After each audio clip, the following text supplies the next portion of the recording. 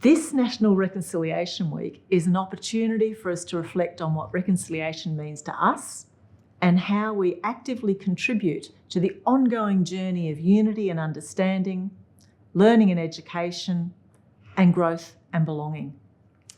This year's theme is now more than ever. It reminds us that the fight for justice and the rights of Aboriginal and Torres Strait Islander people is not over, far from it, and must continue. Now, let's hear from some of our colleagues as they speak to this year's theme and share what it means to them.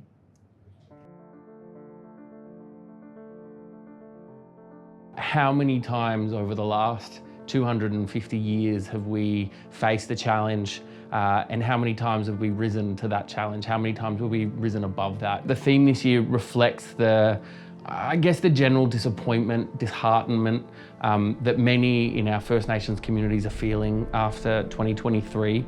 I think it's reflecting the isolation and the fear of a reality when our voices aren't heard, or that sort of reflect a true sorrow in not being able to bring our non-Indigenous brothers and sisters along on the journey with us. What the theme reminds me of is, despite these challenges, in the same way that Charlie Perkins didn't give up in the 1960s, in the same way that we fought for land rights all the way up into the 1990s and continue to fight for better land rights today, despite the many failures that we've experienced or the many sorrows we've experienced as a nation, our Aboriginal and Torres Strait Islander brothers and sisters continue to rise up, continue to resist, and continue to thrive. To me, probably the most important thing would be to keep in mind to never give in to your anger or shame. It's so easy when all these things are going on and to hear a racist or negative comment to instantly pull into that anger or want to hide yourself from culture. So it's really important to never deflect from that. Stand up for yourself or educate if you can, and if you're in the safe enough environment too. I think at a national level, we need to really reflect on the pain and the trauma and the sorrow that we experienced with the referendum last year and the outcome.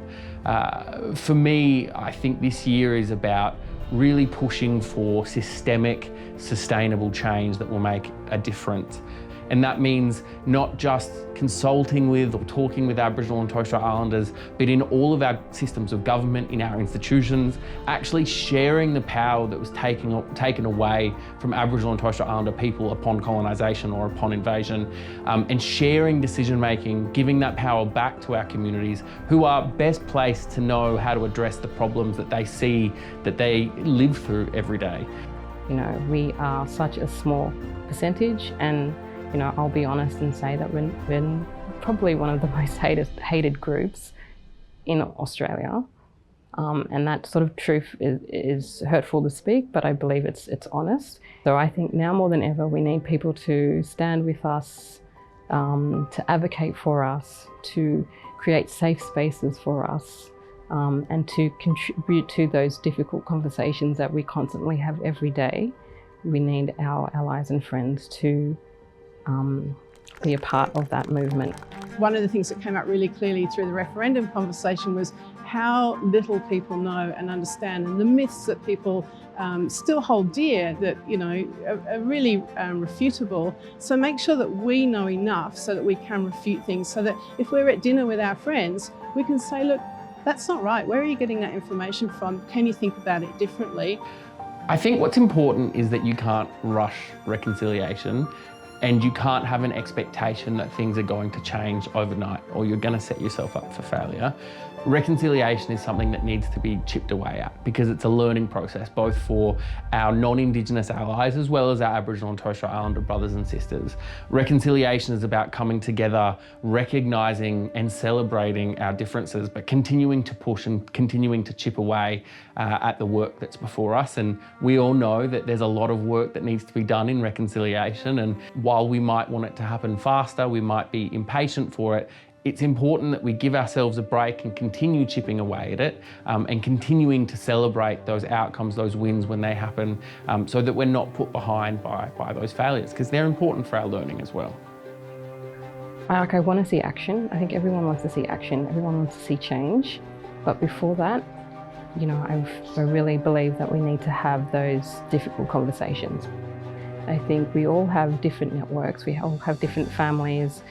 We all have different friends groups that I think if we are providing information that is honest and accurate and truthful, that our friends and family pass on that information to their networks and their friends, which, allows us to continue this dialogue, but also continues, the journey towards reconciliation.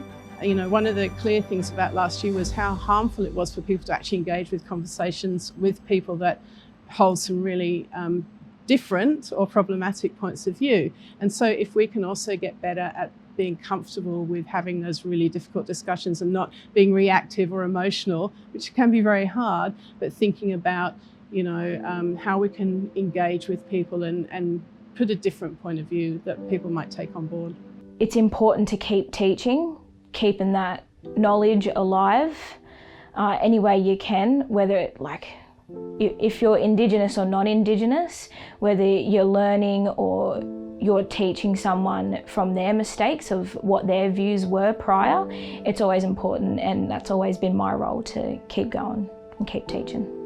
I want to see the voices of our youth platformed now more than ever. It's our young people that are out there campaigning on the streets every day for things like climate change, for youth suicide, for mental health, and that activism gives me a spark of hope for the future.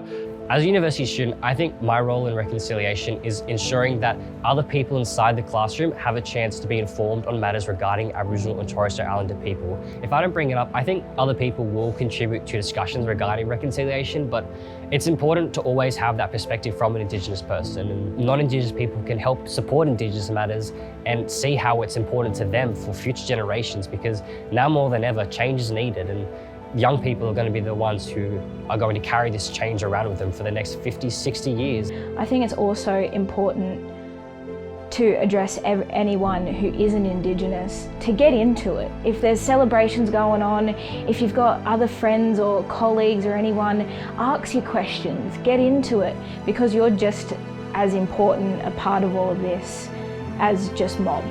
It involves everyone. As sad as our history is, it's also about bringing light and learning and having fun and keeping it going in that way as well, and involving everyone. Thank you for taking the time to watch and to listen to the many perspectives shared by our colleagues. I encourage you to continue to engage and have a yarn with each other this week. These are valuable conversations, and they're really important steps in our shared reconciliation journey. See you soon.